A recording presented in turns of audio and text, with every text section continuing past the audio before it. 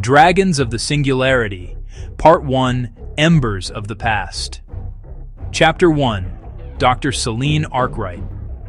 Dr. Selene Arkwright hated press conferences. The room was a suffocating box of lights and cameras, packed with reporters whose eyes gleamed with hunger for a quote, a slip, a crack in her armor of professional restraint. They wanted sensation. She wanted truth. The two rarely met in the middle. She adjusted the microphone at the podium, its steel stem cold beneath her fingers. Behind her, the holoscreen projected rotating images of the fossil fragments excavated from Greenland's ice. A rib as long as a commuter train, a claw that could pierce the hull of a submarine, and, most damning of all, the skull. The reporters shifted in their seats, murmuring. Even displayed in sterile, digitized clarity, the skull radiated something primal, something that reached past reason to whisper to the oldest instincts of humanity. Predator, monster, dragon. The remains discovered beneath the Arctic ice are authentic. Radiocarbon analysis suggests an age of at least 20 million years, though the preservation is exceptional due to subglacial conditions. The creature is unlike any species yet catalogued in Earth's fossil record. A hand shot up immediately, cutting through her statement. A man in the front row, face ruddy and impatient, didn't wait for permission. Dr. Arkwright, are you saying dragons actually existed?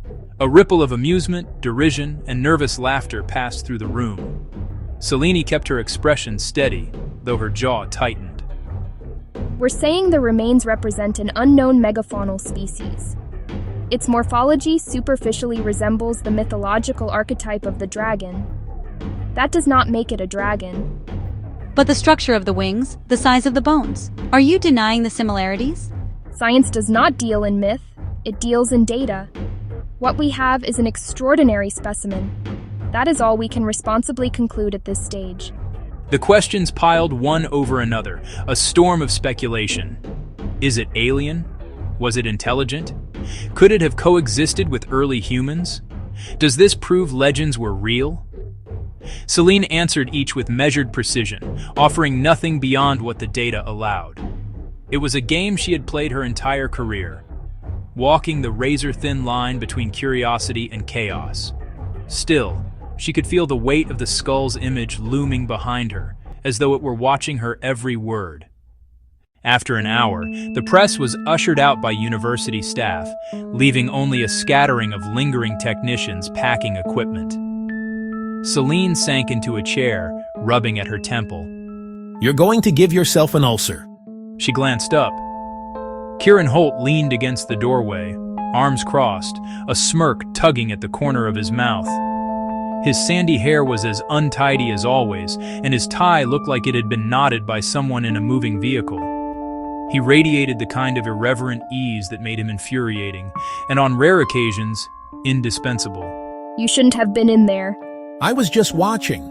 Besides, you were magnificent, a brick wall of rationality.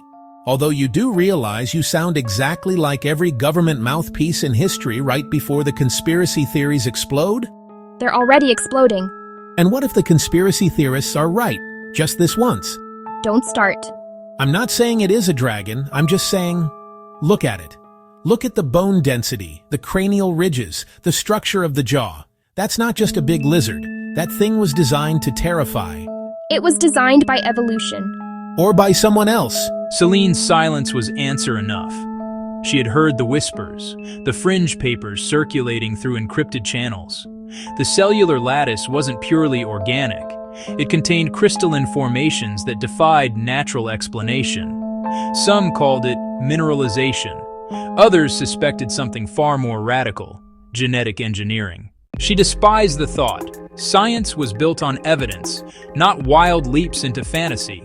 And yet, she had seen the samples under the microscope. They had glowed. That night, Selene stayed late in her lab. The campus was quiet, the hallways lit only by strips of dim blue light.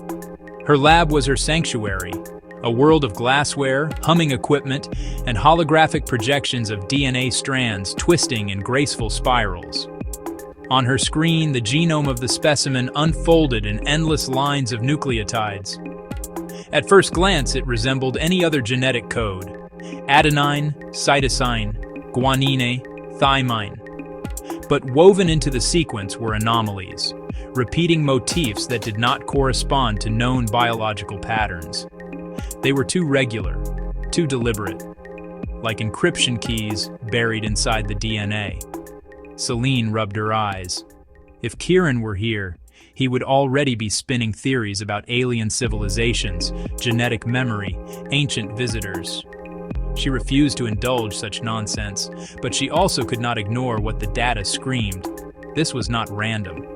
Her terminal beeped, interrupting her thoughts. An incoming message, priority tagged. From Expedition Greenland.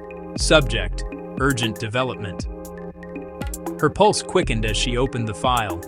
Video footage filled the screen, shaky and grainy, captured by a drone inside the ice vault. The massive skeleton lay half-buried, frost gleaming on its ridges. At first, nothing moved. Then, faintly, a glow spread through the bones, coursing along the vertebrae like veins of fire. The drone's audio picked up a low resonance, a vibration that rattled even through the speakers of her lab. A sound that was not just heard, but felt. The video cut off abruptly. Selene sat frozen, staring at the blank screen. Her mouth had gone dry. Dear God. 2 days later, Selene found herself boarding a corporate shuttle bound for Thule Station in northern Greenland. The flight was packed with researchers, military officers, and corporate executives, all speaking in hushed tones. Kieran, of course, had finagled his way onto the manifest, a gleam of triumph in his eyes as he dropped into the seat beside her. Field trip. This is not a game, Kieran. Everything's a game, Selene.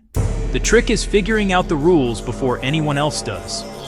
The shuttle's engines roared, and the icy expanse of Greenland unfurled beneath them. Somewhere below, a creature out of myth lay stirring after millions of years, and Selene could not shake the feeling that humanity had just made a mistake it would never undo.